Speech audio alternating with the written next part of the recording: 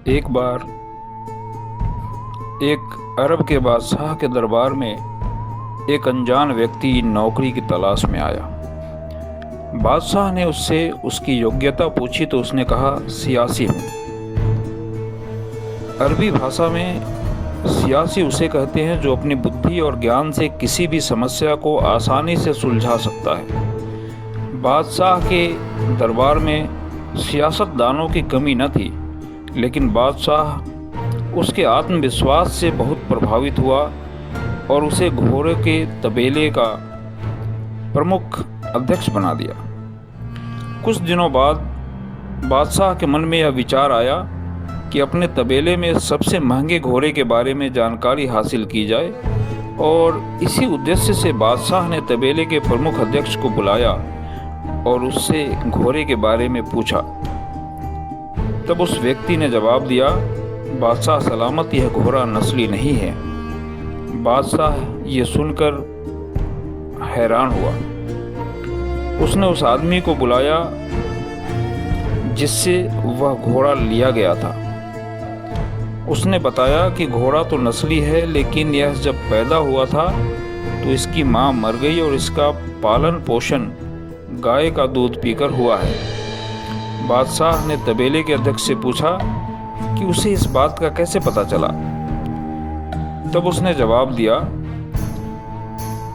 यह घोड़ा जब घास खाता है तो गायों की तरह सर नीचे करके ही खाता है, जबकि नस्ली घोड़े जब भी घास खाते हैं तो वो घास मुंह में दबा लेने के बाद सर उठा लेते हैं और फिर खाते हैं। बादशाह उसकी अक्लमंदी से बहुत खुश हुआ और इनाम के तौर पर उसके घर अनाज, घी और बहुत सी खाने की चीज़ें भिजवाई। इतना ही नहीं, उसे अपनी मल्लिका की देख रेख के लिए महल में तैनात कर दिया।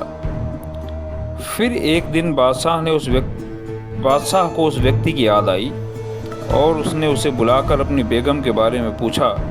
तब उस व्यक्ति ने बताया, रहन सहन तो मल्लिका जैसा है, लेकिन शहजादी नहीं है। इतना सुनकर बादशाह के पैरों तले जमीन खिसक गई। उसका सर चकरा गया। उसे कुछ समझ में नहीं आ रहा था। वो हकीकत जानना चाहता था, इसलिए उसने अपनी सास को बुलाने का हुक्म दिया। अगले दिन उसकी सास बादशाह के पास पहुंची तो बादशाह ने उसे सब कुछ बताया और सच बताने को कहा। तब सास सच बताने लगी, आपके पिता ने हमारी बेटी के जन्म लेने पर उसका हाथ आपके लिए मांग लिया था, लेकिन कुछ दिनों बाद हमारी बेटी मर गई।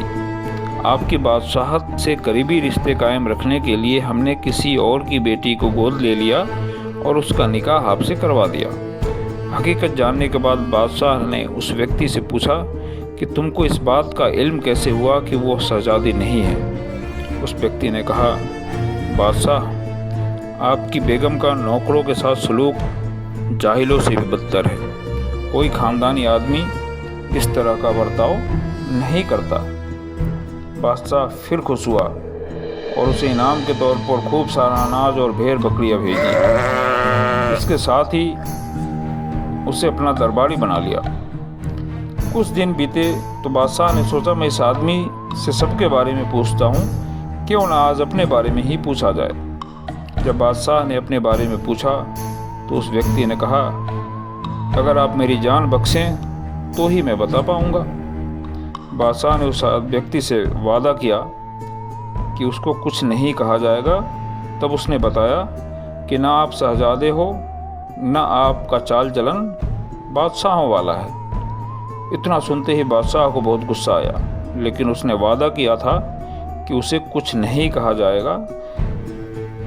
लेकिन इस बार फिर से हकीकत जानने के लिए उसने अपनी माँ को बुलवाया और उसे सच बताने को कहा। उसकी माँ ने बताना शुरू किया कि तुम हमारी औलाद नहीं हो, हमें एक चरवाहे से तुम्हें गोद लिया था। बादशाह ने उस व्यक्ति को बुलाया और एक बार फिर पूछा कि तुम्हें इस बात का इल्म कैसे हुआ।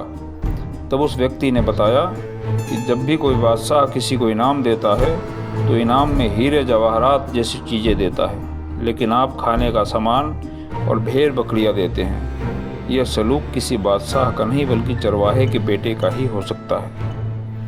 इस ज्ञानवर्धक कहानी की ही तरह इंसान के पास कितनी भी धन दौलत क्यों ना हो, उसकी कितनी ही शान और शौकत क्यों ना हो, इंसान की हरकतें और उसकी आदतें उसकी असलियत के बारे में बता ही देती हैं। इसलिए यदि आप चाहते हैं कि आपकी शख्सियत सबके सामने अच्छी बने तो अपनी आदतें बदलिए और सबके साथ सही ढंग से व्यवहार कीजिए। धन्यवाद।